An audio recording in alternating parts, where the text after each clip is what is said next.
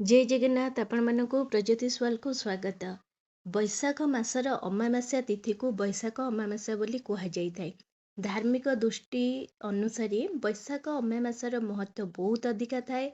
हिंदू धर्म रे अमावास्या तिथि विशेष रूप से पवित्र एवं फलदायी बोली ग्रहण करा जायछि। धार्मिक मान्यता अनुसार अमावास्या तिथि रे स्नान दान पूजा पाठ आदि करने द्वारा व्यक्तिर शुभ फल प्राप्ति मध्य होइथाए। भगवान विष्णु को बैशाख मास बहुत प्रिय, तेणुक बैशाख अमावास्या मध्य भगवान विष्णुकर अति प्रिय मध्य रही थाए। आउ बैशाख मासर अमावास्या अधिक महत्वपूर्ण बोली ग्रहण मध्य करा जायछि। एही दिन बैशाख अमावास्या दिन भगवान विष्णु को पूजा कले अत्यंत शुभ बोली ग्रहण करा जाए। ता सहित पवित्र नदी रे स्नान करिबा, ता व्यतीत ब्राह्मण हुंतु कि आपणकर भिकारी कि काहाकू माने जो माने असहाय लोक कि जहाँ को दरकार थिबा सेमानकू भोजन खाइबाकू दबा कि किछि वस्त्र दान करिबा, किछि धन दान करिबा कि आपणक सामर्थ्य अनुसार किछि ना किछि दान कले आपणकू सही पुण्य फल प्राप्त मध्य होइथाए।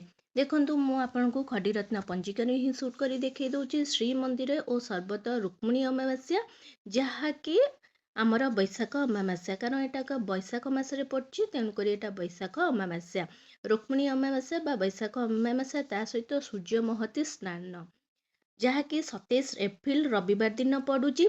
किंतु आमर अमावास्या तिथि 27 एप्रिल सकाळ 4:39 ठारू आरंभ हो 28 एप्रिल राति 1 पर्यंत रोचे। किंतु आमर उदय तिथि अनुसार आमर बैशाख अमावास्या 27 एप्रिल रविवार दिन ही ग्रहण करा जिवो। देखंतु एठी लिखाई बैशाख अमावास्या 27 एप्रिल रविवार दिन। आउ जो दिन आमिष खाइबा निषेध अच्छी, आमिष खातु नहीं। ता व्यतीत अमावास्या यही दिन माने बैशाख अमावास्या कौन कले बहुत शुभ होता है। यही दिन आपण सूर्योदय पूर्व माने उठी निजर नित्यकर्म सारी भगवान को माने आपण पाखरे जदि भगवान विष्णुकर जेकोसी अवतार को आपण पंचोपचार विधि रे पूजा करचंती, ताहले ता सहित माँ लक्ष्मी को पूजा करचंती, माँ बृंदावती को पूजा करचंती, ताहले आपण को विशेष फल प्राप्ति मध्य रही थाए। कारण बैशाख अमावास्या बहुत बड़ अमावास्याटी, तेणुक आपण बैशाख अमावास्याटी विशेषकर भगवान को पंचोपचार विधि रे जमती कि टिके से दिन जेहेतु बड़ दिन आपण चाहिए जदि भगवान विष्णु सहित माँ लक्ष्मी को मध्य पंचामृत गंगा जल में स्नान करें। तापर चंदन सिंदूर पुष्प आपणकर नैवेद्य दीप धूप आलती झोला दे मध्य पूजा करें।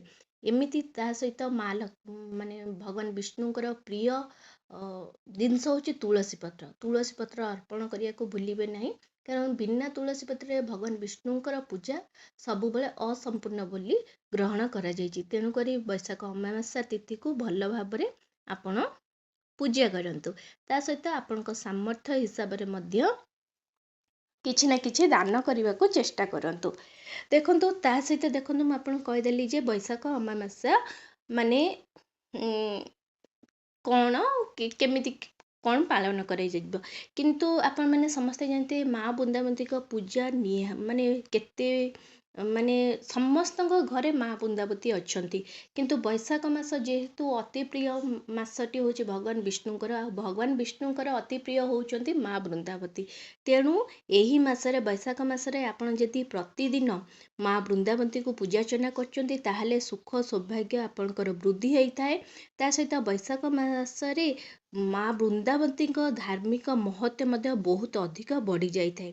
आपण जदि भगवान माँ बृंदावती किछि माने एमती किछि नियम नीति नियम मानी करी पूजा करिवे, ताहले भगवान विष्णुकर आशीर्वाद मध्य आपणक उपरे सब बेले रहिथिबो।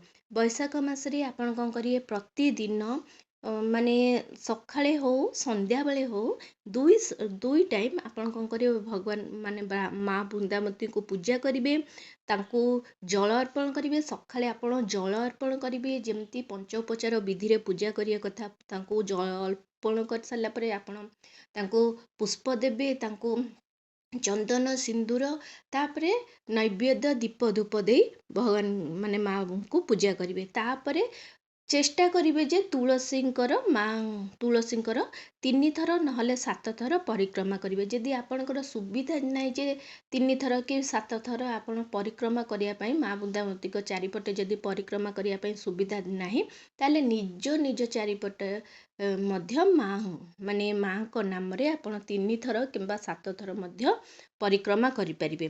ता सहित आपण जदि माँ बुंदावती को एमती नीति नियम सहित माने पूजा करूचंती ताहले भगवान विष्णु सहित माँ लक्ष्मी आपण कृपा प्राप्ति हम आपण जीवन सुख समृद्धि रे मध्य परिपूर्ण हम।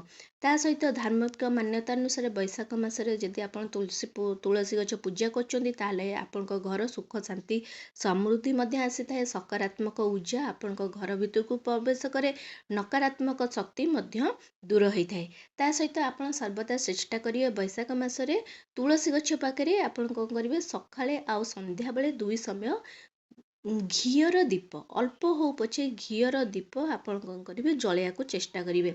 जेमती हेले चेष्टा करिवे अल्प घी हो पछे घीयर दीप 2 समय जलिया को चेष्टा करिवे। ता व्यतीत रविवार एवं एकादशी तिथि रे तुलसी गछरे बिल्कुल भी जल माने जल अर्पण करिबेनी, जल देबे नहीं कि तुलसी गछ मध्य छुईबे नहीं। कारण तुलसी जो तुलसी पत्र मध्य चयन करती एकादशी तिथि ता सहित रविवार दिन आपण तुलसी को जल अर्पण करिबे नहीं कि तुलसी चयन करिबे नहीं। कारण एकादशी तिथि रे देवी तुलसी माने भगवान विष्णु को नाम रे से निर्जला व्रत करथांती। आपण जल देले से तांकर जो व्रत माँ तुलसी करी थांती तो तांकर व्रतटी माने बाधा पाई थाए, विघ्न हो जाई थाए, असंपूर्ण हो जाई थाए।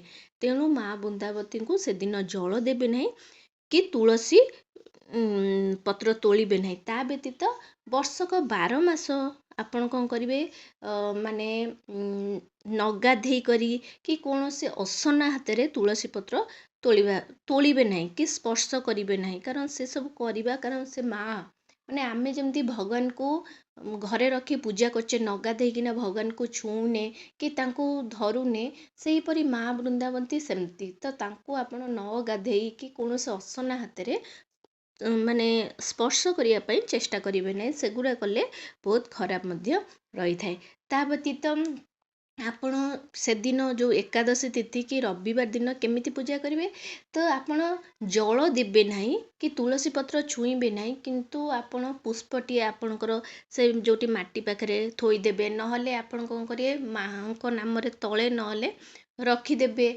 आपण को जमती दीप धूप भोग दबा कथा तो सेमती देई आपण पूजा करिवे। जेमती पंचोपचार विधि रे पूजा करिया कथा चंदन सिंदूर दीप धूप नैवेद्य देई पूजा करिया कथा सेमती पूजा करिवे। केवल आपण जल अर्पण करिवे नहीं कि तुलसी चयन करिवे नहीं।